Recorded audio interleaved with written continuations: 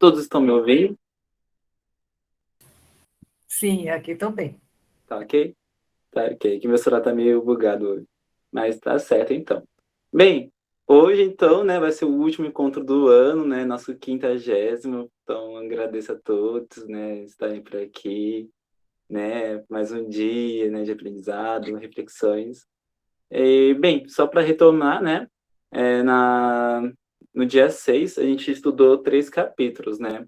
Foi o Caminhar para Trabalho e Renda, ou para a soberania pedagógica, né? E soberania energética.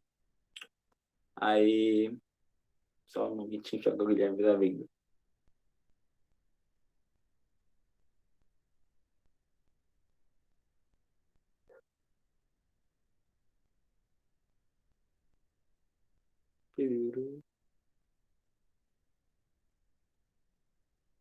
Carregou. Pronto. Aí agora, né, a gente vai fazer o mesmo procedimento. A gente vai prosseguir a leitura para o capítulo Caminhar para a Autodefesa. Aí vai ser, né, o mesmo horário, às 9 horas, né? Bom, a leitura vai ser coletiva, né? Então a gente vai, cada um levanta a mãozinha, ou a gente vai parando na pessoa para prosseguir, né, a fala. E às 9 a gente encerra a leitura e prossiga para o debate, né? Aí encerraremos às 9h30, né? Normal. Aí, bem, alguém quer começar a leitura? Quer falar algo? Necoema, eu quero começar. Pode? Delícia, pode. Peraí, você vai movendo, né, o texto, né, Samuel? Não, vai ser o Guilherme, no caso. Massa. Tá bom. Caminhar para a autodefesa.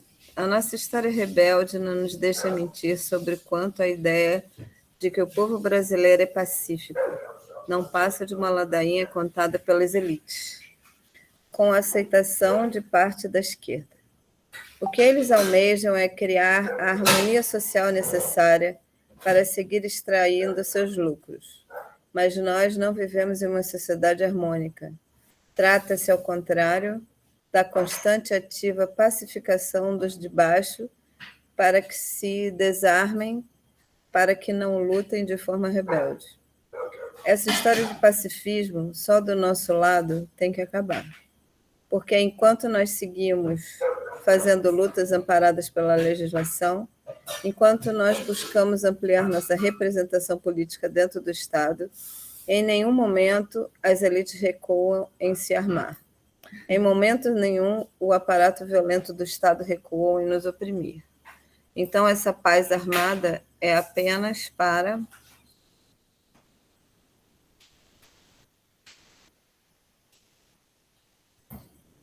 nos tornar conformados. Nós não acreditamos nisso. A luta rebelde precisa legitimar o uso de violência por aqueles que sofrem. Não podemos seguir achando que a nossa resistência tem a mesma natureza da violência dos opressores. Esse é um erro terrível, que tem nos custado muito caro, inclusive em termos de vidas perdidas. Continua? Vocês acham? Pode Continua continuar. assim. Tá ótimo. Desde as quebradas do Brasil ou desde os territórios disputados pelo agronegócio, lembremos as muitas ações diretas e duras realizadas localmente por parte do povo em protesto, seja contra o assassinato de entes queridos pelas forças policiais, seja para impedir o latifúndio de matar um rio.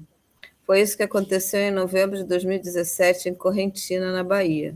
Ribeirinhos quebraram e queimaram os equipamentos que criminalmente sugavam a água do rio para irrigar os monocultivos de 2 fazendas da empresa do agronegócio Igarashi. Essas são ações de autodefesa, pois foram realizadas para garantir a vida de seu rio. O grito de uma ribeirinha diante dos policiais naquele dia ainda ecoa em nossos corações. Ninguém vai morrer de sede nas margens do rio arrojado. Além desse, há inúmeros outros casos que vão desde a queima de casas de prefeitos até o cerco de fóruns contra a decisão de juízes. Nosso povo sabe usar a violência e sabe o valor dela. e sabe também que o uso dela se faz depois de tentativas de diálogo e persuasão. Mas a história do Brasil é uma história de silenciamento dos povos de baixo. Então, a resistência, por vezes, precisa ser usada de forma dura para que nossas falas e demandas sejam consideradas. Por isso, nós não estamos entre aqueles que condenam a luta dura e forte feita pelo povo. Nosso cacique Nailton Muniz tem dito que não há um pedaço de terra indígena demarcada que não seja fruto de sangue derramado. Ele está dizendo que tem que derramar? Não. Ele está dizendo que é o que nos resta quando não é mais o que fazer. Quando serão eles a derramar nosso sangue para nos impedir. E sejamos francos, o Estado brasileiro e suas elites usam e abusam da violência para impedir o fortalecimento dos movimentos sociais, das organizações políticas e da luta dos povos. Eles não poupam a agressão mesmo contra jovens que protestam contra o aumento da passagem de ônibus. Destilam pura crueldade, usando força para dar exemplo e dizer: desistam da luta, não venham para a rua reivindicar seus direitos. E são cínicos, ou pensam que não vimos como trataram bem as manifestações golpistas e fascistas que foram às ruas. A fórmula que eles usam para nos desmobilizar e nos convencer a não caminhar pela rebeldia é nos bater muito. Eles usam a violência constantemente contra nós. Nos espancam, nos torturam e nos prendem numa prisão fétida e insalubre. É essa a pedagogia do pacifismo contra os de baixo, para quando a ideologia liberal não funciona. Alguém quer ler, Samuel? Está sem som. Obrigado. Bom, dito isso, há que fazer um alerta. Quando vamos ocupar uma terra e enfrentar o latifúndio, muita gente acha que o mais imprescindível é ter condições bélicas para fazer frente de armas dos jagunços. Isso não é verdade. A história de nossas lutas tem nos ensinado que o principal elemento no processo de ocupação é a quantidade de pessoas dispostas a resistir naquela terra. A melhor forma de enfrentar as forças do Estado não foi uma guerrilha rural, em uma multidão cantando à frente, muita gente batendo as forças moradas atrás. Essa é a história grandiosa de como o MST conseguiu, pela via da ocupação das terras, transformar latifúndios improdutivos em pequenos paraísos para a gente pobre deste país. Com isso, queremos explicar-lhes que as armas de fogo não são um aspecto central da autodefesa, o que de fato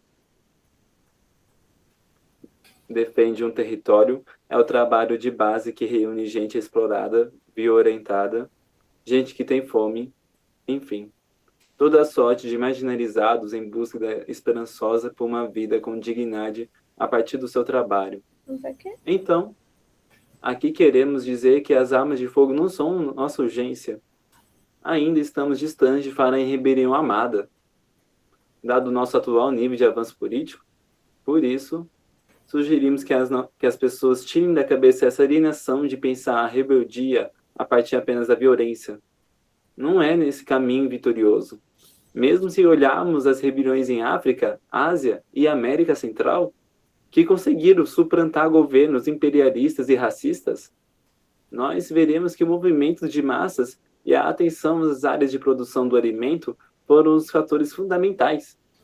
Também na Rússia, o que veremos é uma revolução cuja ação dos camponeses foi essencial para o colapso do sistema czarista e, posteriormente, burguês. Na China, isso fica mais evidente porque o povo chinês se reuniu em torno do campesinato para avançar na tomada do poder central. Ou seja, estamos falando da importância do camponês como sujeito revolucionário, mas também como aquele que pode controlar a produção de alimentos que chegam às mesas das grandes cidades. Alguém quer ler? Na sua saída do PCB, Carlos Marighella chamou a atenção. O que torna ineficaz a executiva é a sua falta de mobilidade e não exerceu o comando efetivo e direto do partido nas empresas fundamentais do país. É não ter atuação direta entre os camponeses. Grifo nosso, carta à Comissão Executiva do Partido Comunista Brasileiro, 1º de dezembro de 1966. A sua proposta envolvia justamente a tomada do campo pela via rebelde. Ele sabia que a cultura burguesa entre os trabalhadores urbanos levava seu partido ao atrelamento entre a luta política e a vida institucional, a ponto de dificultar a revolução, ou, em suas palavras, sem o camponês. O partido não fará outra coisa senão acordos políticos e acordos eleitorais de cúpulas, para não falar em barganhas. É muito curioso que essa seja a mesma interpretação oferecida por Frantz Fanon em Os Condenados da Terra. Esse intelectual martinicano que lutou na independência da Argélia nos lembra: o campesinato é abandonado sistematicamente pela propaganda da maioria dos partidos nacionalistas. E é evidente que nos países coloniais, somente o campesinato é revolucionário. Capítulo 1, Civilização Brasileira, de 68. Alguém quer seguir? Vou continuar, então. Para nós, é fundamental pensar a estratégia geral do campesinato no processo de luta. Ter maior gestão sobre a geração de alimentos é uma das grandes armas de defesa que devemos promover nesse processo. E, de modo quase genético, é tendo muita comida que se consegue fazer ocupações e tomar o latifúndio. O tempo da conquista de uma terra é longevo e nem sempre é possível manter-se produzindo numa área ocupada, por conta das reintegrações de posse e das investidas militares ou paramilitares contra o território. Em realidade, a perversão do sistema de justiça faz com que policiais destruam as roças que o povo construiu ali, como forma de evitar o retorno do povo àquela terra após uma reintegração. Então, a teia precisa ter muita comida para garantir a defesa de cada ocupação de terra e para alimentar o povo que ainda não esteja produzindo em uma área de sua posse. Não ter comida na ocupação afasta as pessoas dessa terra, e quanto menos gente na terra, maior a chance de insucesso na tomada do latifúndio. Essa é a nossa experiência.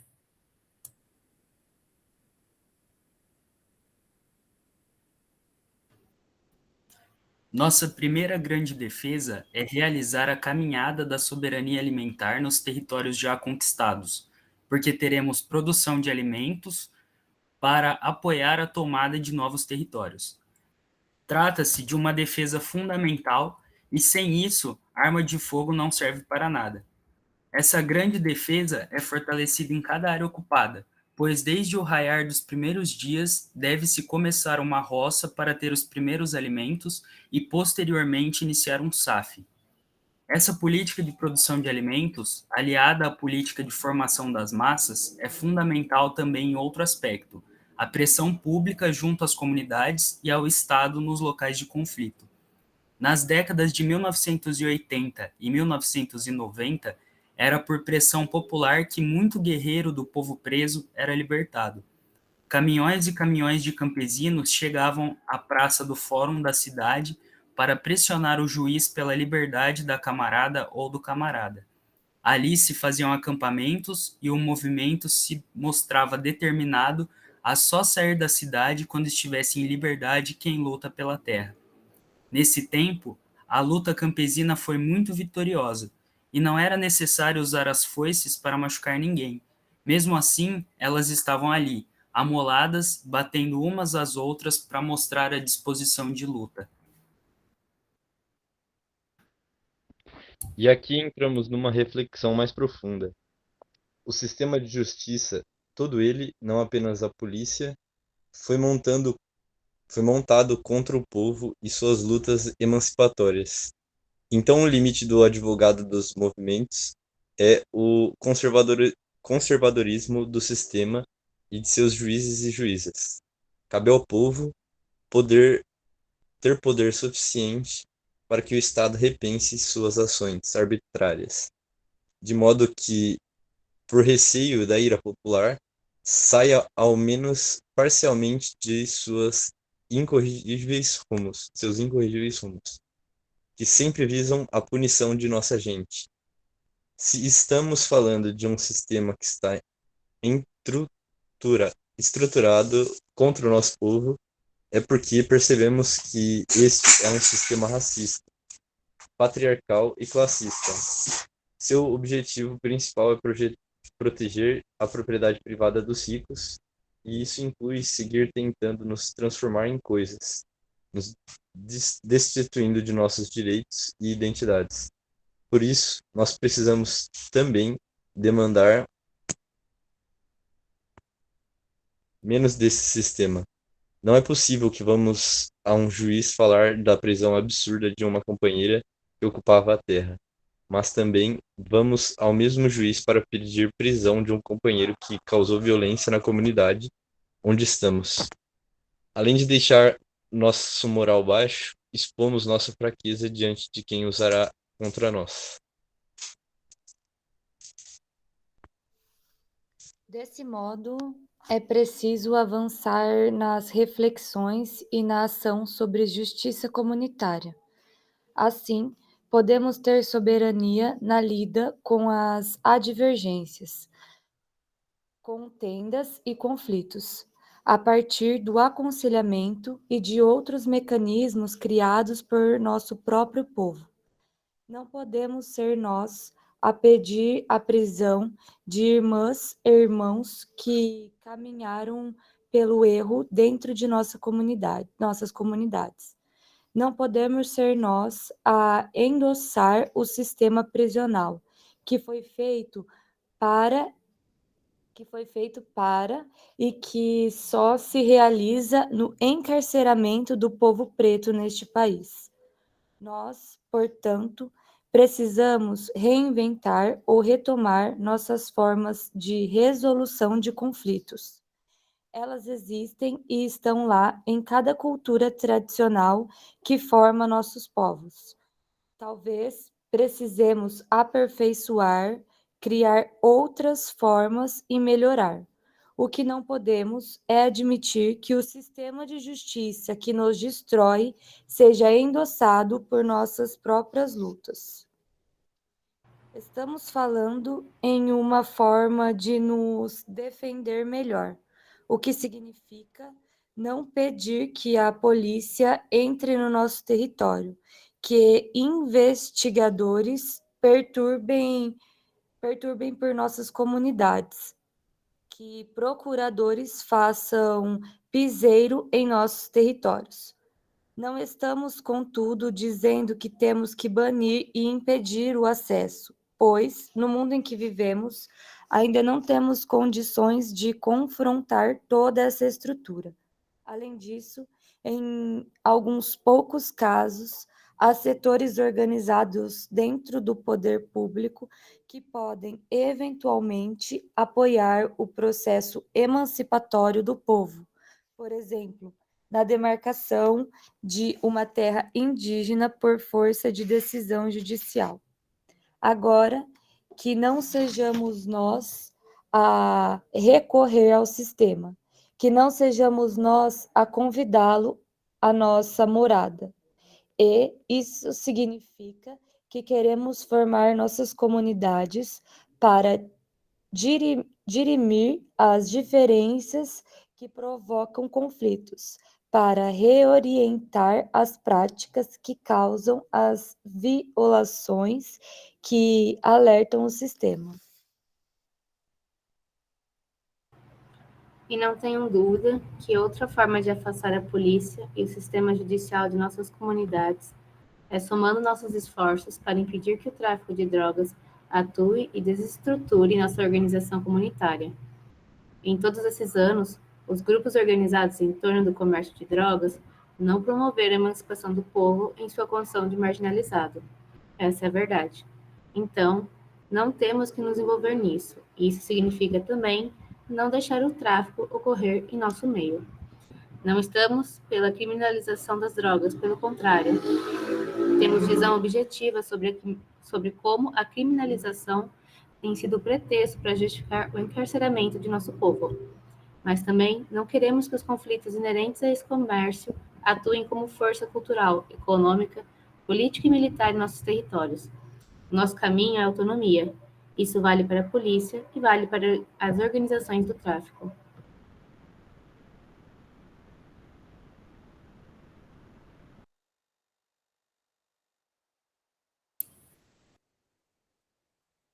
José Alfredo, você vai ler? Há dois conteúdos em que precisaremos avançar. Portanto, o primeiro diz respeito a enfrentar os vícios e as más formações políticas dos indivíduos que resultam em autoviolência por parte dos povos.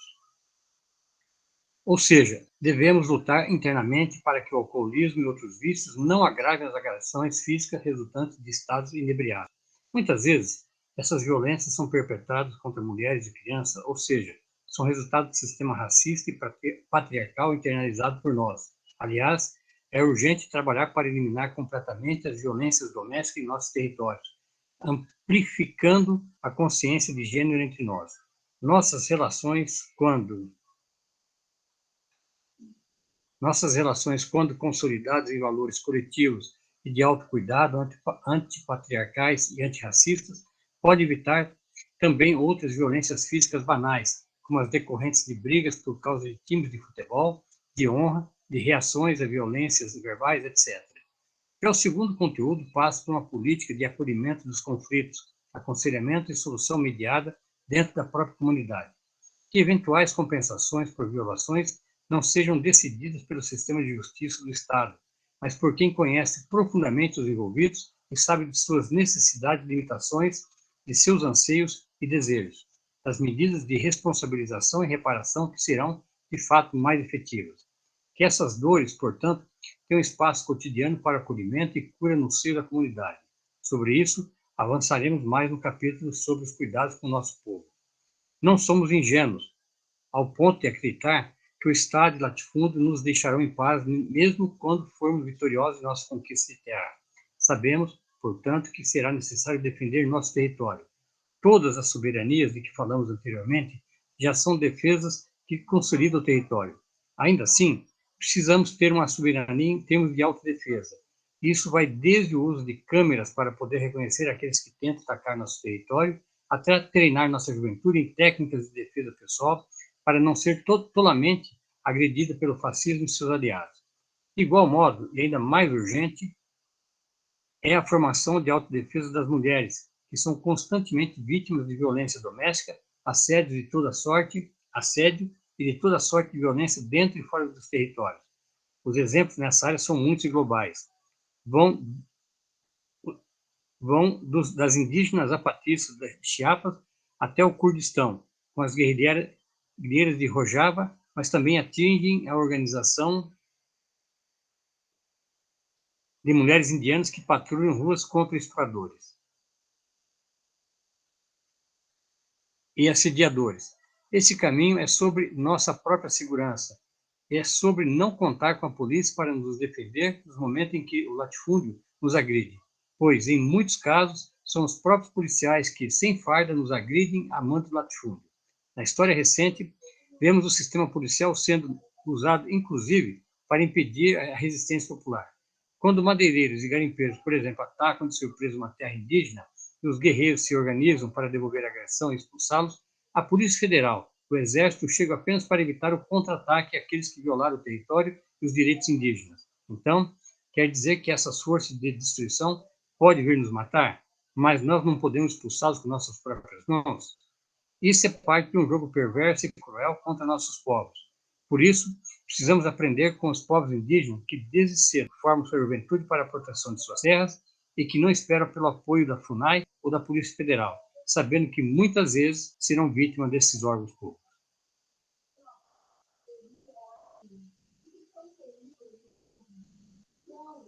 Posso continuar.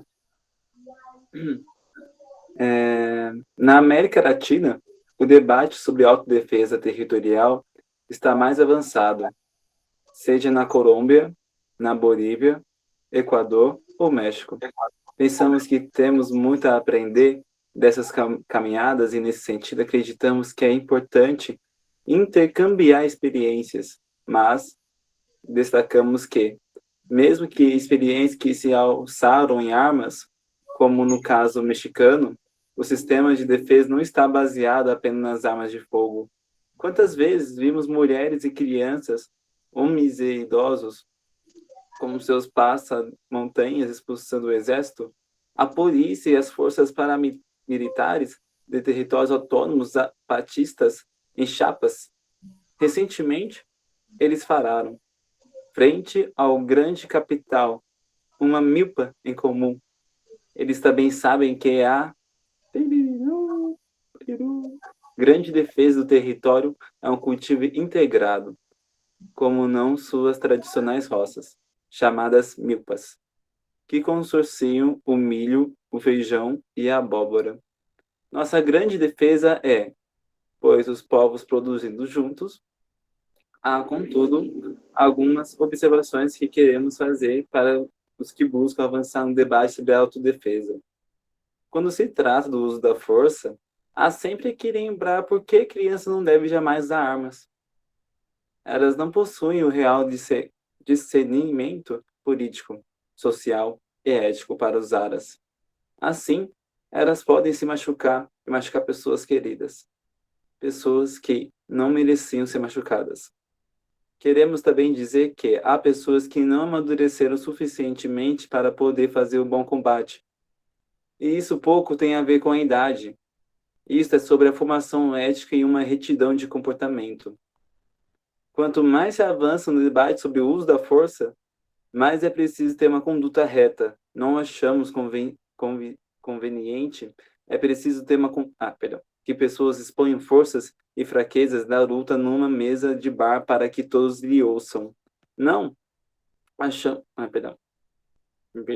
Não acreditamos em quem quer cuidar da autodefesa, mas não participa dos mutirões na terra. É preciso deixar tudo bem explícito. A autodefesa é organização, é ter consciência da liderança, do comando.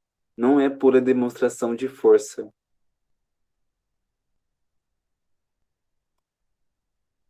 Alguém quer prosseguir?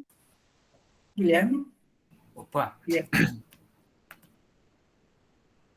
Então, quando o acúmulo político de gente de reflexão crítica nos permitir levantar e dizer basta, os ricos serão muitos, e só uma organização territorial poderosa poderá sobreviver.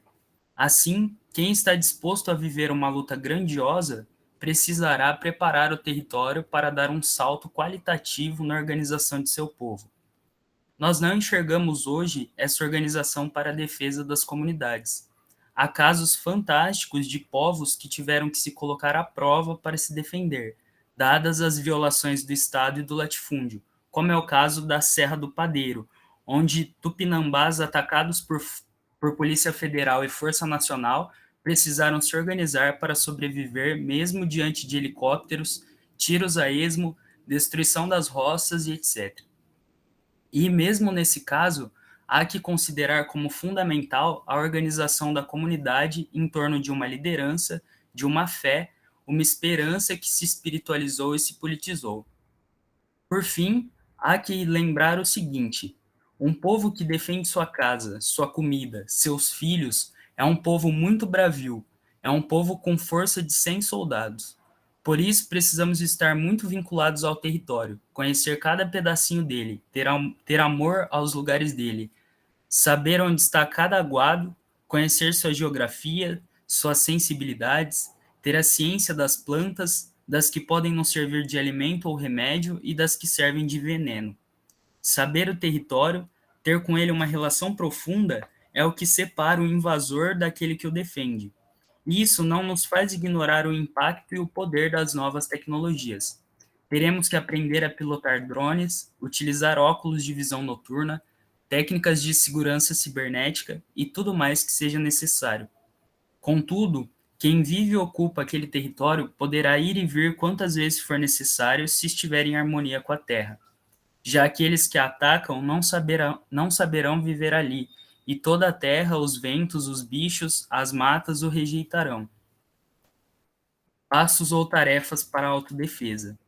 Criar conselhos de mediação e solução de conflitos intracomunitários, fortalecer o processo de formação de valores anticapitalistas, antipatriarcais e antirracistas que promovam o respeito e o autocuidado individual e coletivamente.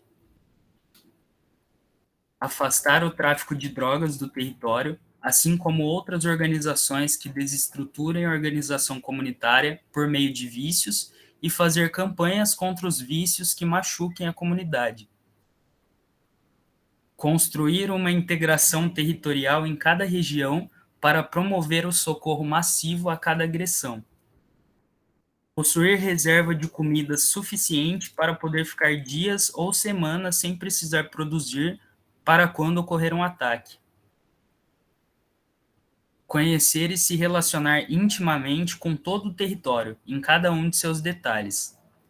Consolidar o treinamento da juventude e das mulheres em autodefesa pessoal e coletiva. Aprofundar conhecimentos em ferramentas de segurança e instalar sistemas automotivos de vigilância nas comunidades. Integrar conhecimentos de autodefesa aos saberes da comunidade.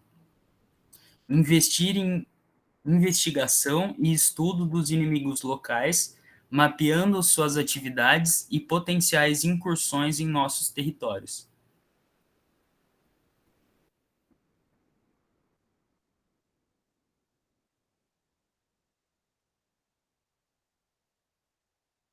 Alguém quer começar esse capítulo? Liliane? Começa. Vou fechar aqui o som. Você quer começar aí, Liliane? Eu tô vendo sua mão. Vão ser 2 capítulos, Samuel, seguidos? Na última, a gente foi os 3, né? Fizemos. Que vai ser de acordo com o tempo e a página, né? Tipo, então, se o capítulo curto, né, dá os 3, se for longo, meio que é 2 mesmo. Tá bom. Mas, seguimos? Seguimos. Quer começar aí? Posso começar? Ok. A política de cuidado com os nossos. Quando imaginamos a superação desta sociedade que nos violenta, há quem creia que isto ocorrerá de modo abrupto, ou seja, tão logo se tenha tomado, por exemplo, Brasília, uma outra sociedade surgirá. Bem, isso não é verdade, e nem foi o que ocorreu em nenhuma das grandes revoluções do século XX. Os novos modos de ser e agir foram se incorporando aos poucos, lentamente, e pela própria qualidade da revolução. Alguns não se integraram mesmo após o fim do processo revolucionário. Então, nós temos a Rússia como uma sociedade, ainda hoje, muito conservadora em termos de gênero e diversidade sexual. Assim, dizemos que o outro mundo que queremos construir surgirá da ruína deste, e as novas formas de agir devem ser construídas agora, enquanto ainda estamos por superar a barbárie que o Ocidente nos vende como projeto de civilização. Por isso, é fundamental que os novos valores, os valores revolucionários, sejam cultivados desde agora e incentivados no seio da militância. O que é isto? São 2 tempos distintos. O primeiro tempo do novo mundo e dos valores que ele carregará. Ele enseja o máximo de liberdade possível, de modo a superar as ilusões constituídas na sociedade capitalista, machista e racista. A semente da liberdade que falamos está nas diferentes cosmovisões dos povos. E esses valores se adequam com perfeição à nossa sociedade. Hoje, eles são estranhos, podem ser atacados pela cultura desse tempo de violência e podem não ser convenientes para a luta política. Por isso, falamos no segundo tempo, o tempo da transformação, o tempo revolucionário, o tempo da nossa jornada. Enquanto estamos em luta, certos comportamentos e sacrifícios podem ser necessários, enquanto que no outro mundo serão outros comportamentos e outros sacrifícios. Embora sonhemos com um mundo de abundância frente à escassez deste em que vivemos, sacrificar-se não deve ter sentido apenas associado ao corpo físico, mas ao esforço. Mais alguém? Eu. Por favor. Aqui, queremos falar, sobretudo, dos cuidados que são fundamentais para nossas caminhadas. Queremos falar das sementes e serem germinadas na estrada enquanto construímos outro mundo. De um modo geral, um dos grandes triunfos da sociedade capitalista foi desmontar o sentimento de coletividade e erguer um império do indivíduo. Mas não qualquer indivíduo, um que é egoísta, que acredita na vida que acredita na vida como uma corrida e que é ele quem precisa vencer. Ainda que ele precise, uma hora ou outra, do afeto de pessoas para descansar de sua corrida contra elas, Nesses momentos, então, ele olha para sua mãe e não vê uma competidora. Ele olha para sua filha e também não enxerga assim. Como nós podemos mudar isso? Vejamos o caso dos povos pretos. No final do século XIX, Benguera, Angora, Nangô, Haussá, Maré, Djé eram algumas denominações para os povos negros organizados no país. Antes mesmo da metade do século XX, nós encontraremos apenas as confrarias desses povos que conseguiram se territorializar em nossas cidades. Ou seja, os terreiros marcavam, e ainda marcam, uma forma de territorialidade nagô, um afoxê, ou uma escola de... Ai, perdão, gente, deu erro aqui. Ou uma escola de samba. Representava uma família de tradição angora. Uma congada é a expressão de uma tradição benguera. E por aí vai.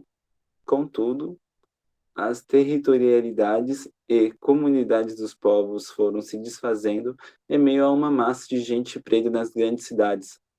A resistência à individualização deu em cada comunidade preta que segurou e segura o trabalho coletivo, a ritualização de seus ancestrais e as festas populares. Entretanto, não há dúvida que o projeto racista que quer cada preto desconectado de seu povo, de sua comunidade, tomando decisões individuais e, de preferência, em conflito com os interesses coletivos. É preciso combater, portanto, a individualização das partes de nossos povos. Essa é nossa primeira batalha no cuidado.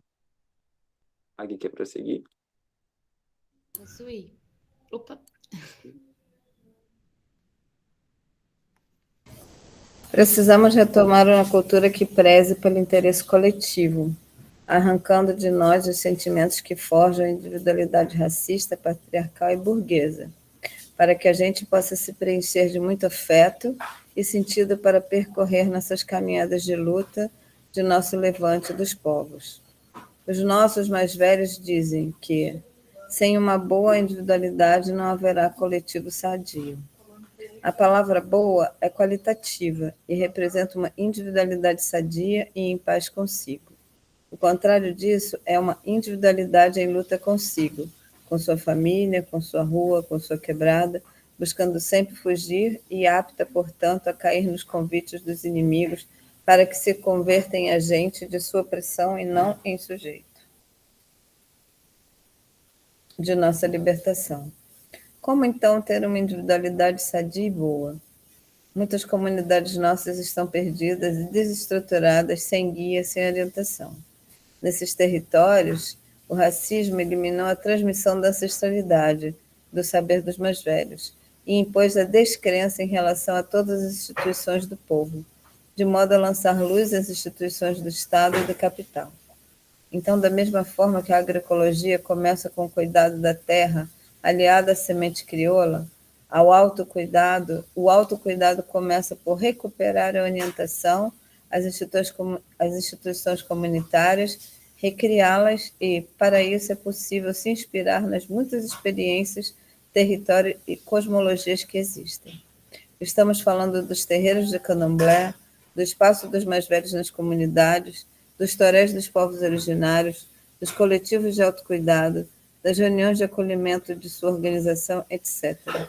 Também aqui, tudo o que estamos criando não é nenhuma novidade, mas uma releitura do que já existe entre os povos. Pode seguir?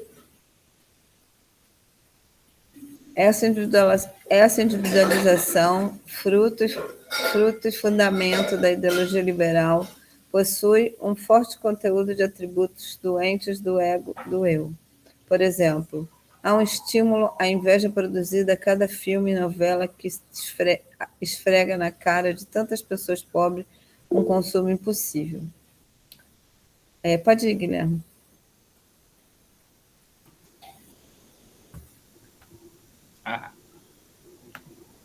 Há também uma sensação de solidão que propicia o egoísmo.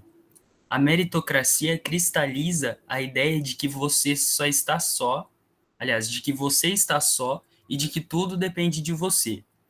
Oblitera-se, por exemplo, que todo mérito é social, fundamentado por uma realidade coletiva. Quem o alimentou quando criança participou de seu sucesso. Quem o ajudou numa tarefa complicada também.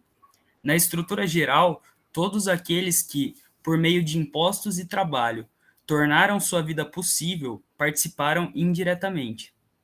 Essa visão sistêmica do coletivo é omitida, o que vai provocando aos poucos uma sensação de isolamento. As redes sociais deveriam desfazer esse sentimento, porque nelas encontramos pessoas como nós. Contudo, o que elas promovem são encontros simulados, de modo que encontros reais não ocorram. Conhecer pessoas na marcha de luta pela emancipação é muito melhor, porém vamos nos contentando em acompanhar o movimento por meio de lives ou de fotos em postagens na internet. Essa é a grande transformação para que nada se transforme. Com tempo de atenção, ou talvez um pouco de estudo nessa área, vamos perceber que esta individualização também propicia uma ampliação do desejo do ego. Então, vemos crianças e jovens ávidos por consumir desde cedo.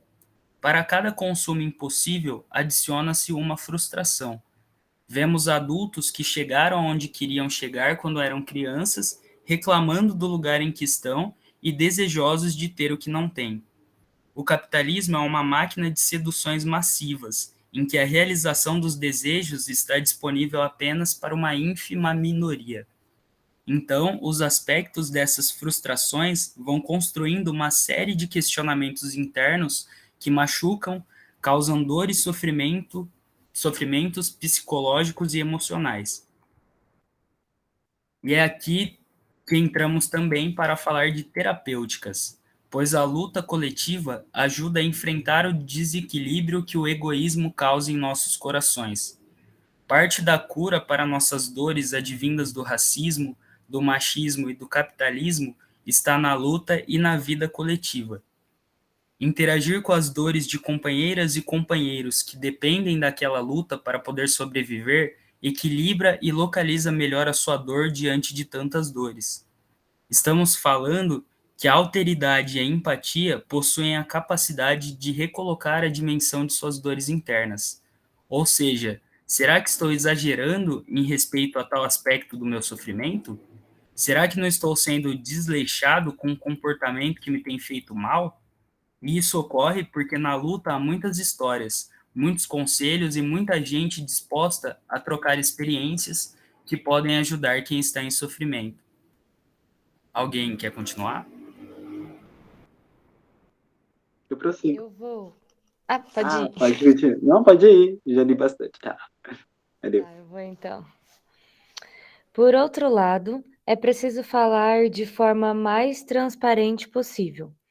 Se a organização, o movimento, o povo ou o território não constrói espaços de cuidado com a militância, se, ao contrário, possui valores, comportamentos e sinais de autoviolência na sua atuação, então as pessoas, em sofrimento ou não permanecerão muito tempo.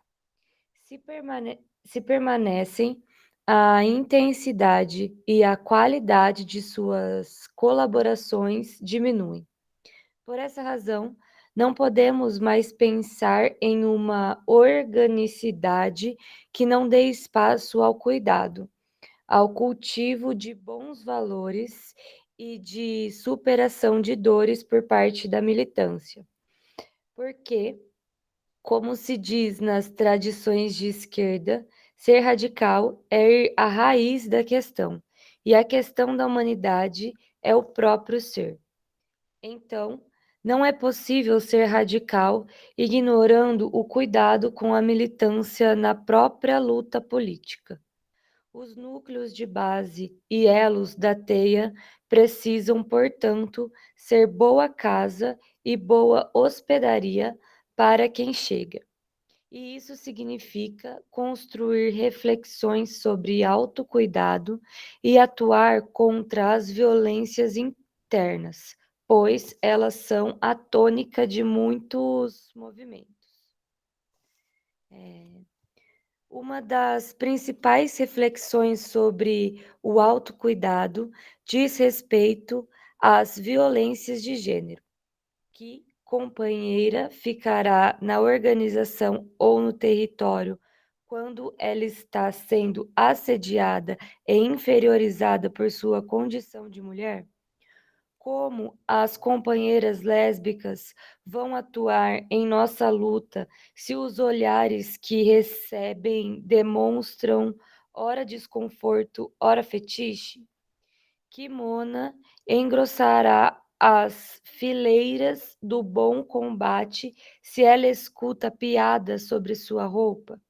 Que companheira pode chegar à liderança se tem sua autoestima roubada a cada dia por um companheiro que a ameaça, grita e por vezes bate? Então, o machismo e toda a violência advinda do patriarcado precisam ser combatidos no cotidiano dos processos de organização. Mas combater não significa ignorar que há companheiros e companheiras que ainda possuem limitações nessa caminhada, que possuem boa vontade para avançar nesse nível de consciência. Contudo, ainda estão com os preconceitos em dia. Precisamos, portanto, superar essa condição sem perder nossa gente boa e combativa, que precisa de apoio para essa reforma de consciência política e de valor moral e humano. Isso não significa aceitar a violência. Já reiteramos em muitas falas, em nossas reuniões e encontros. Sob a liderança das mulheres, devemos expulsar cada homem violento com elas de nossos territórios e, assim, decidir cada comunidade.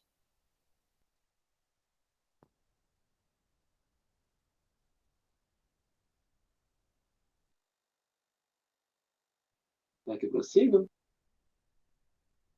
Vou prosseguir. As questões de gênero e sexualidade não são questões tangenciais. Não devem ser objeto de mesas redondas à cora apenas. Elas são fundamentais para o bom andamento da organização e da luta. Resolvê-las significa desatar nós que atrapalham e impedem a liderança de mulheres na nossa luta. Na medida em que as gays, trans, as travas e todas as... Ai, perdão, gente. Deu um erro aqui.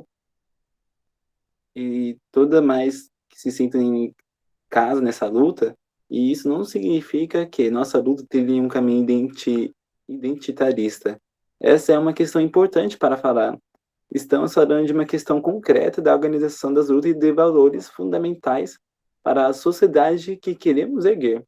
Nós entendemos, portanto, que os povos subalternizados, escravizados, marginalizados, desterritorializados, o que sobra é seu próprio corpo e ninguém deve, portanto, ser violado, muito menos pela forma como expressa e usa o seu corpo. Então, se é o despossuído sobrou apenas a identidade, compreendemos que é a partir daí que deve se manifestar sua política. Ou, como nos ensinou a doutora Andréia Beatriz, da REAJA, o corpo negro continua sendo o território que devemos defender diariamente. Esses cuidados são importantes se queremos avançar com a luta até enfrentarmos a latifúndio e o capital. Não podemos ser poucos e nem podemos nos dividir por conflitos internos causados por preconceitos ou pelo machismo. Também será necessário estarmos fortes, saudáveis. Então, um aspecto disso está ligado a uma boa alimentação e a prática de exercícios que deem saúde, força e resistência para o tipo de luta que estamos buscando travar. O corpo de cada pessoa da militância é onde pulsa cada ideia rebelde e onde se pode expressá-la por meio das palavras ou da ação concreta. Cuidar da saúde é manter a integralidade da vida. O outro aspecto é o não envenenamento, o comportamento não sadios, boicotem nossa vida. Pulei uma parte, gente, vou reler, perdão. O envenenamento, o cuidar para que nossos hábitos e costumes, desses comportamentos não sadios, boicotem nossa vida. E há muitos desses comportamentos, mas vamos nos dedicar aqui apenas ao que é mais nocivo coletivamente. Há que enfrentar com muita sabedoria a questão do abuso do álcool nas comunidades. É preciso superar a ingenuidade de que as drogas, de maneira mais geral, e o álcool, em particular, não são usados pelo capital e pela branquitude para colonizar nossos povos. Foi assim na colonização, a partir do século XVI, e segue sendo assim até os dias de hoje. Nós testemunhamos a terra ser tomada de pequenos agricultores, de quilombolas de indígenas por conta da bebida. É um modus operandi que aposta na fraqueza e no vício de muitos de nós para poder avançar sobre nossos territórios. Essa é uma cadeira sistêmica. O álcool da cana-de-açúcar, aguardente, servia como troca por africanos escravizados que eram mandados ao Brasil para produzir mais cana-de-açúcar. Hoje, os bares e distribuidoras estão em todos os bairros, alcançam as pessoas mais pobres e vulneráveis com bebidas muito baratas. Aquelas capazes de manter até um desempregado consumindo. Não é à toa, um dos homens mais ricos do país é o dono da dono das cervejarias. Esse traficante de drogas legais vive a defender as políticas neoliberais que atacam ainda mais nossos povos. Nosso dinheiro está sendo drenado para financiar nossos inimigos, mas isso ainda vai além. Alguém quer prosseguir? Há mais pessoas mortas direta ou indiretamente por álcool do que por armas de fogo no país.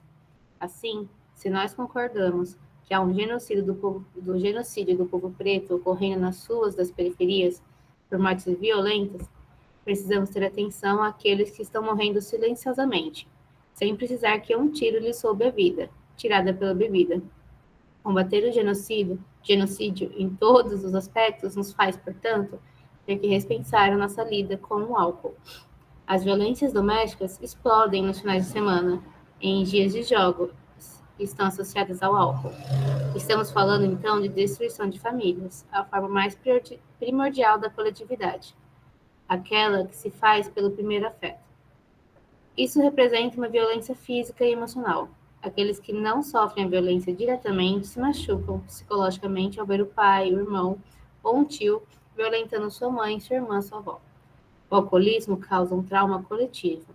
Quem viveu com um alcoolista dependente sabe do que estamos falando. Quem os teve em sua própria casa, agora mesmo, enquanto lê, já se lembrou de muitas dessas dores. Assim, não podemos avançar numa organicidade que estimule o consumo de álcool em festas torpes e não construa espaços para que possamos refletir coletivamente sobre nossos excessos. O efeito dessa desorganização que a bebida causa é muito evidente. Em cada quebrada, onde há muitos bares sempre cheios, é ali onde nossa gente joga suas frustrações em copos e mais copos. Então, mesmo que a pessoa esteja vivendo numa situação muito ruim, a organização para superar isso é preterida. As horas em meia bebida viram prioridade. Isto não é casual, ao contrário, é planejado e organizado, como vimos em relação ao uso de álcool no processo colonial desde a América do Norte até nossas terras. A embriaguez era utilizada para enfraquecer a comunidade, desmoralizar líderes guerreiros e criar conflitos internos ao território. O que mudou de lá para cá nesse sentido? Acaso não vimos os zapatistas dizerem que foi preciso as mulheres indígenas obrigarem seus homens a pararem de beber para que, então, eles se interessassem pela luta e largassem a esmola dos fazendeiros que os humilhavam? Não conhecemos a história de luta de Malcolm X nos Estados Unidos ou de Chicão Chucuru em Pernambuco? Ambos só conseguiram avançar em suas lutas após pararem de beber. Não são territórios rebeldes e sem álcool os zapatistas no México, Rojava, no Kurdistão ou na Serra do Padeiro, dos Tupinambás na Bahia? Acaso não estamos nos ensinando algo? Como dizia o Milton Borges, da Reaja, não é um debate moralista, não é uma discussão moral sobre você usar drogas e você usar álcool. É um debate sobre sobrevivência mesmo, sobre potência do corpo, sobre saúde corporal para a gente se preparar para as batalhas que são exigidas de nós. Maria? Oi, gente, eu levantei a mão só porque para perguntar que a gente ia ler até 9 horas, não era isso? E depois debater? Tem razão. Mas se falta, tem 2 parágrafos. Se você quiser terminar, Maria, de ler, Pode aí ser termina o certo. capítulo. Então, peraí. Essa que está aqui, né? Se essa é certa. É isso? Isso, né? exato. Se essa é certamente uma dor que aflige nossas comunidades, é mais do que justo que dediquemos uma atenção para solucionar essa situação. Não estamos propriamente propondo que nossa gente se abstenha do álcool, mas que cuide do povo para acabar com o alcoolismo e que não tolere os excessos de álcool no cotidiano e se afaste de espaços de venda de bebida. E há muitas formas de ir reduzindo o dano causado, é preciso pensar os caminhos junto ao povo. Como última reflexão desse debate sobre cuidado, queremos dizer que, quando os espaços de acolhimento não estão formados no seio da comunidade, quando não existe orientação dos mais velhos, da tradição, ou quando... Samuel, quer ler? Ela não tem dado... Quer ler, Samuel? Não é o final, Maria, vai terminar. Tá. Pode continuar. Ela não... É que ele levantou a mão. Ela não tem dado conta da dor de nosso povo, é preciso recorrer ao aprendizado dos saberes do cuidado, da atenção, da compreensão de si e do mundo à sua volta. Há muitas possibilidades nesse caminho, desde o suporte da psicologia no território, até mesmo momentos de meditação guiados. E ainda que não se tenha um ou outro, que se criem rodas onde possamos compartilhar nossas dores. As mulheres estão mais avançadas nesse aspecto. Os homens carecem de espaços para chorar, para se sentir frágeis, para pedir ajuda. Essas são medidas simples que podem ajudar a diminuir a desestruturação das comunidades. Nossa, que lindo. Agora, Samuel, terminou esse capítulo aí. Pode. Eu acho que ainda tem uns tópicos ainda para ler sobre esse capítulo, né? Não, no meu livro já parte Não, pela acho que já rede. tem. Ah, tá certo, então. Porque eu tô sem livro aqui comigo. Não tem problema. Bom, é isso, gente. Nunca percebi o horário passar. Obrigado pela atenção. E deu para terminar o capítulo, né? Finalizar ele. Então, dá para continuar com a roda, né, da conversa, assim, de debate sobre, né, os 2 que a gente acabou de ler. Alguém quer começar a falar alguma coisa, algum trecho que interessou, alguma análise? Pode falar.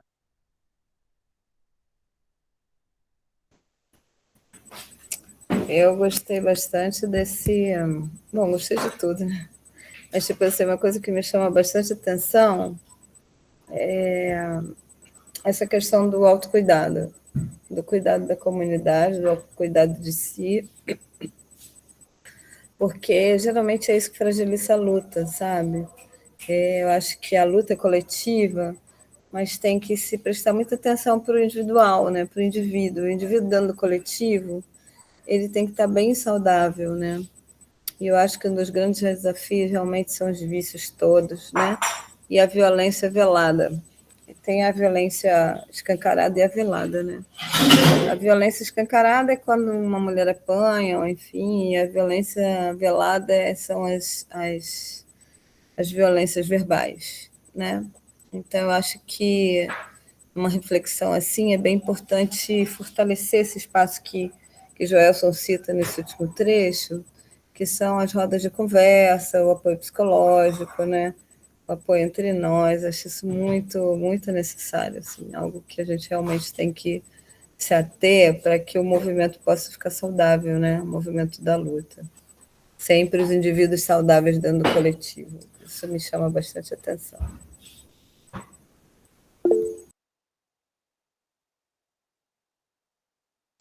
Opa, é bem interessante isso que a Maria levantou, né, do último capítulo. Eu queria resgatar um pouquinho do primeiro capítulo, que eu achei bem interessante, a questão de como tomar os espaços.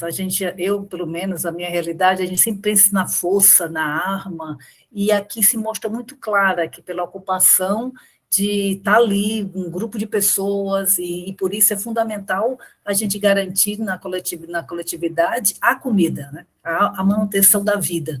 E a partir daí, através da pressão de estar nos lugares, como ele bem cita aqui, que o MST fez, é bem iluminador e bem, assim, bem motivador. E, principalmente, o que ele cita no final, os passos, as tarefas para a autodefesa, a questão de criar conselhos, de que não deixe que as polícias que vão à nossa comunidade não nos conhecem, não sabem da realidade, só emprega essa força. Então, o primeiro capítulo foi, para mim, muito elucidativo e muito forte, como uma forma de nos mostrar que é através do coletivo e da presença e da insistência e dos tambores, vamos dizer assim, que a gente consegue, não precisa só pensar que precisamos só das armas deles, né? Então é isso, pessoal, achei muito bom, os 2 capítulos excelentes. Eu queria completar um negócio que a Liliane falou que me chamou bastante atenção também, é que, tipo assim, quando um povo, né, seja ele de que etnia for, ou uma retomada de território, enfim, que a gente tem esse cuidado, né, de estar apoiando os territórios com alimento, né, ter bastante esse foco da produção alimentar, ou mesmo que seja da mobilização de alimento, a gente está realmente coligado nos núcleos, nos elos, para que a gente possa se apoiar, sabe? Achei isso bem importante que ele ressalta nesse capítulo, né?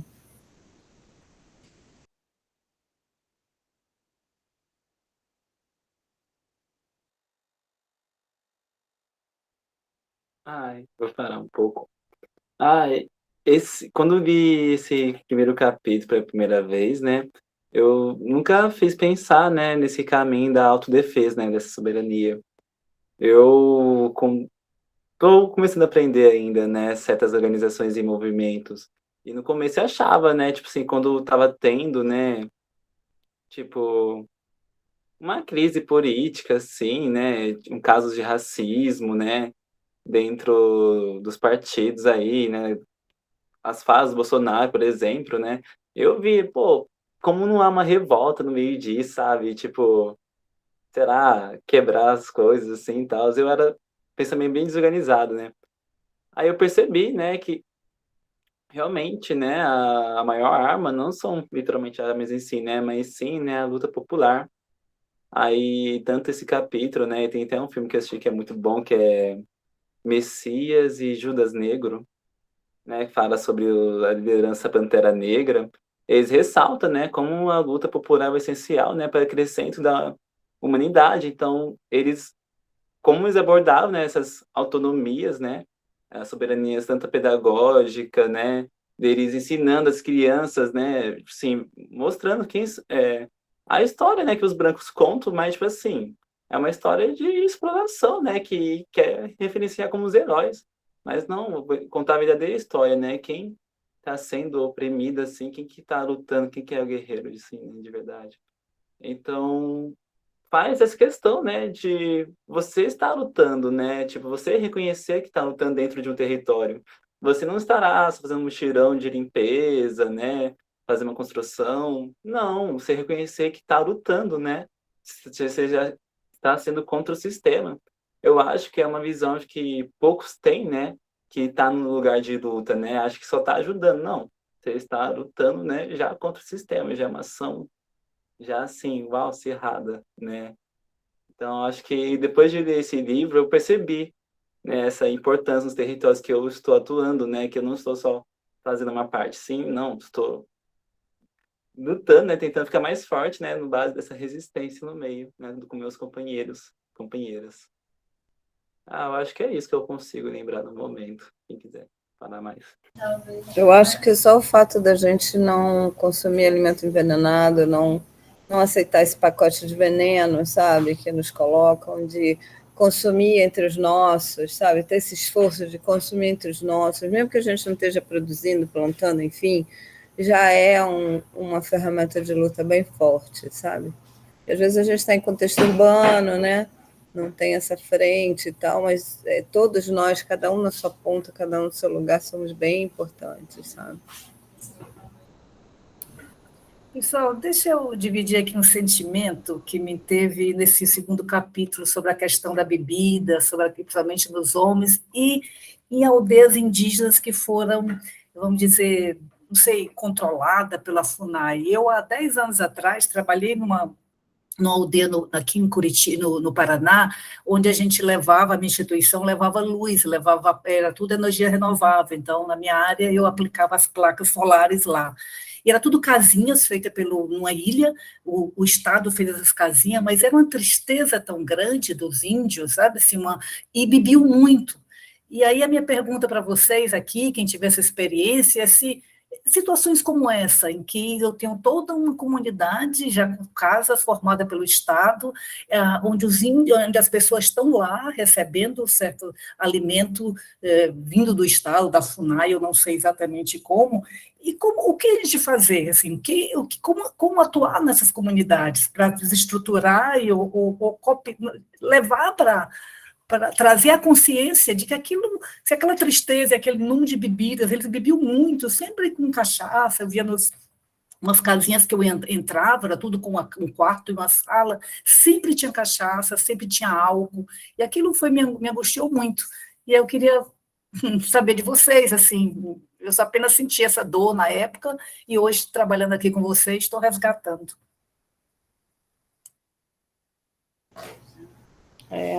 Posso falar? Liliane, eu posso compartilhar a experiência aqui no nosso território, né? Estou ligada, sou Tupinambá, estou ligada ao território Pataxarran. Na realidade, primeira coisa, eu acho que a coisa mais complexa numa cultura é quando o território é desaculturado, né? Quando perde a sua tradição, cultura, costumes, enfim, seu pertencimento. A gente percebe que as comunidades que têm isso mais forte são as comunidades que o problema de álcool é mais sério, né? Outra coisa que é uma estratégia de desmonte cultural, a questão da droga e da bebida, né? Quer dizer, a bebida eu ponho no mesmo patamar porque é só uma droga lícita, né? A forma de combater o que tem acontecido nos territórios que estão revendo essas questões é, primeiro, né, a soberania no sentido de dar poder à sua juventude, formação de liderança, os eventos entre o povo que crie reflexão entre juventude e ancião, colocando o ancião no lugar de protagonismo, enfim, retomando todo o seu pertencimento, né? Então, por exemplo, no território Tupinambá, a gente tem um programa de empoderamento feminino através do artesanato, então isso gera renda, gerando renda, deixa a mulher menos refém do companheiro, dando para ela mais autonomia e liberdade, enfim, são uma série de ações, eu acho que não é uma ação isolada, né? Mas são uma série de ações que vão levando o povo ao seu pertencimento, ao seu resgate cultural. Então, por exemplo, o nosso povo está fazendo o resgate da língua, que não é só o resgate da língua, é o resgate da cultura como um todo. Então, eu acho que o que a gente está pretendendo, né, que, por exemplo, a TEIA está estimulando, é soberania alimentar, então todo mundo plantando, né, focado muito nessa soberania integral. Então, acho que são diversas ações que levam o povo a resgatar a sua dignidade. E aí esses vícios, essas coisas vão entrando em pauta até que eles ficam em outro lugar, né? A gente ainda tem muito que caminhar, mas eu acho que esses são os primeiros passos, né? O resgate da cultura originária. Obrigada, Maria. Tá ok.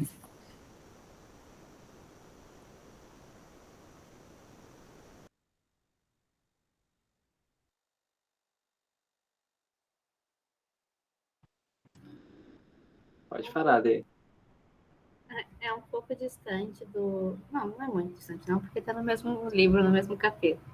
Mas achei da hora quando trouxe sobre os conflitos, né, internos dentro da própria organização, dentro do próprio território, e propostas elaboradas, criadas pelas pessoas que lá estão vivendo, que conhecem os desejos, que conhecem de alguma forma quem está em conflito, para outras formas de lidar com isso. Eu achei interessante quando eles dão esses indicativos e acho que conversa também com o que a Maria trouxe agora, né, de resgates. Então, achei essa parte interessante também.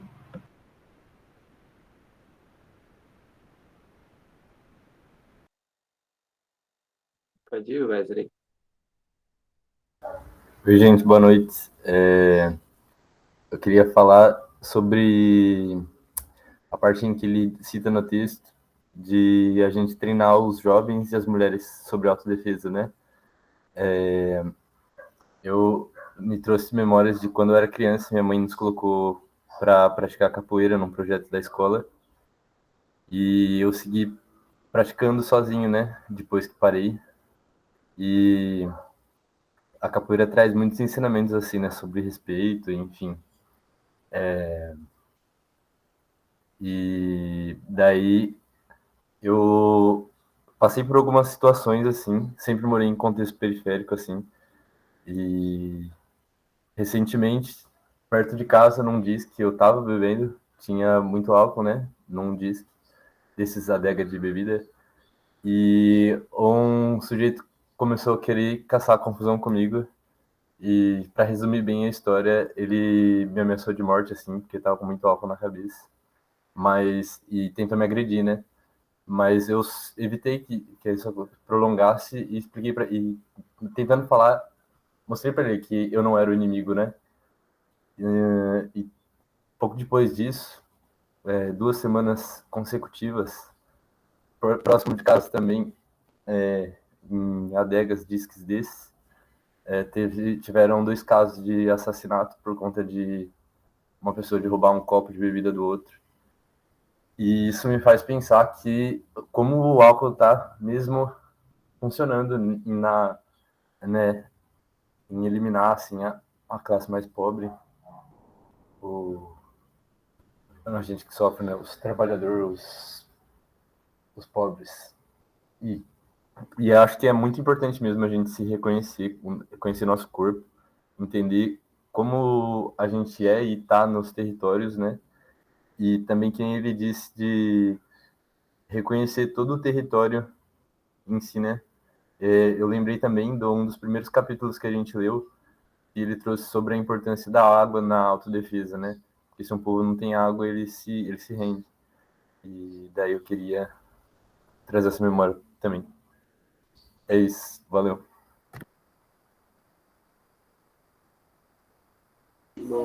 Eu acho que a questão do corpo-território é bem importante, né? A gente conhecer nosso corpo-território, valorizar ele, defender ele. É o primeiro território que a gente tem que defender, nosso corpo-território, porque ele independe de alguma coisa externa, né? E, ao mesmo tempo, se a gente tem o nosso corpo-território preservado e a gente tem essa consciência, né, da nossa existência, a gente se torna um instrumento de luta muito mais afinado, né? Tem uma coisa também que... licença, gente. Boa noite. Tava pensando numa coisa aqui também, né, sobre o corpo-território agora que a Maria disse, né, e sobre essa estrutura do patriarcado, do machismo, e como que ele se desenrola, né, assim, há muitos e muitos anos, porque eu aprendi que o primeiro território do ser humano é o corpo de uma mulher, né? A gente vem para essa terra através do corpo de uma mulher, então o nosso primeiro território é o útero de uma mulher. Então, defender a mulher e ir contra, né, esse sistema patriarcal e esse machismo, capitalismo que a gente vive, é defender esse primeiro território, né, onde que a gente vive, para que a gente consiga cuidar das demais coisas, né? Porque senão eu acho que sem reconhecer a mulher como uma matriz da humanidade e protegendo, né, essa matriz, não tem como a gente avançar em nenhuma luta. E até vindo, assim, pensando no alcoolismo, né?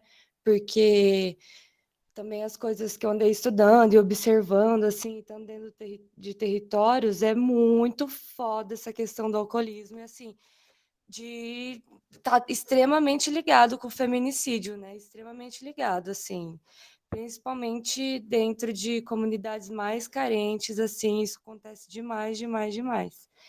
E aí eu estava pensando também, um pensamento que me veio durante a leitura, é sobre, não sei se estou viajando demais, mas enfim, é sobre também a Inquisição, né? Porque lá atrás, né, nessa coisa terrível, horrorosa que foi a Inquisição, que ainda a gente vê reflexo dela assim extremamente enraizado, é que eu estava estudando ontem que os católicos, os inquisidores, enfim, alguns católicos, né, eles entravam no território e também criavam discórdias, né? Então, pessoas que não gostavam de outras pessoas, elas simplesmente condenava a outra e meio que entregava a outra pessoa, sabe, para tortura e entre outras coisas assim. Então é isso, né? A gente se fortalecer também nesse convívio, nessa harmonia, para que eles não consigam nos destruir desde dentro, né? Criando esses conflitos, as picuinhas, não sei o quê, não sei o que lá, porque a gente tá meio que olhando para o mesmo horizonte, né? Então a gente tem que se manter em harmonia e fortalecido para que a gente não se destrua nessas intrigas, enfim, nesse monte de coisa que vai rolando dentro das organizações e da gente mesmo, assim, né? Enfim, acho que essas coisas assim que passaram pela minha cabeça. Massa. Nossa, Débora, você falou da época da aquisição, lembrei de um livro, que até hoje estou querendo ler ele, que acho que é Caliban e as Bruxas. É, São registros, né, esqueci o nome da autora, né, que relata, né, essa época da aquisição e como essas aquisições, né, foram um crescimento, né, do patriarcado e da cultura capitalista, né, no caso. Então, fala, né, que essa época foi meio que período, né, do surgimento do capitalismo, né, tipo assim, como havia censura dos conhecimentos, né, perseguições e tal. E é foda, às vezes, tipo assim, eu vejo pai de amigos meus, né, ou eu também, em uma certa época atrás, tentava ser meio que saudável, mas, meu, tipo, parecia mais fácil gastar em uma latinha de cerveja, que era 2,50, do que comprar um suco de laranja que tava R$ 5, tá ligado? Então, parece que tem a questão também do capitalismo, como até o livro fala, né? Até a pessoa que tá desempregada consegue comprar uma bebida mais barata, sabe? Então, como, tipo assim, há coisas essenciais assim, né? Não essenciais, que tem veneno também em certas coisas, nas frutas aí. Mas como tá um absurdo, né? Também, tipo assim, esses preços, velho. Tipo, hoje paguei 2 maçãs, assim, simples, R$ 4 cada, assim, R$ 2 cada maçã. Então, tipo, tem essa questão também, né? Tipo, assim, às vezes a pessoa quer ser saudável, mas aí você vê as coisas assim, pá, caro, aí tem aquele desejo, um doce, salgado, vê que tá mais baratinho. Então tem essas questões, né, de como esse sistema nos incentiva, né, a não serem saudáveis, ficarmos desligados, né, sem energia. E como a gente conscientizar essas pessoas, né, tipo, a ter acesso às redes orgânicas, né, como a gente transmite essas informações, né, e tal. Então tem essa questão também, que eu acho, pô, que o sistema é foda. É verdade, mas isso, o capitalismo é perverso. Hoje, quem faz isso são as pessoas que têm dinheiro e nós ficamos nos enlatados, nos industrializados. Isso, por isso que eu acho que o que a Maria falou é tão importante, de em cada lugar onde nós estarmos, tentar desenvolver as nossas culturas, pequeno, o nosso jarrinho, sabe, as nossas alimentações, mas isso é verdade. E sim, Samuel, esse livro é maravilhoso, eu acho que é da Silvia Federici, não é? Se eu não me engano. Uhum.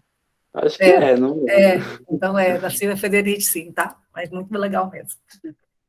Obrigado pela recomendação. Bem, gente, já estamos já no horário de encerramento, né? 9h29, mas já 9h30. Alguém quer soltar a última fala? Desejar algo?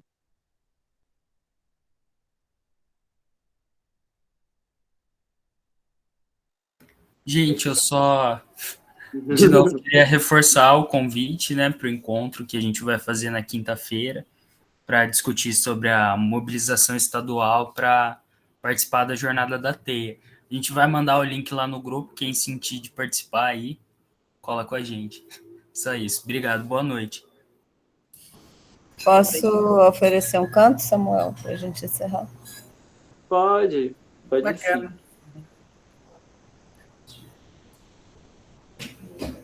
Fecha.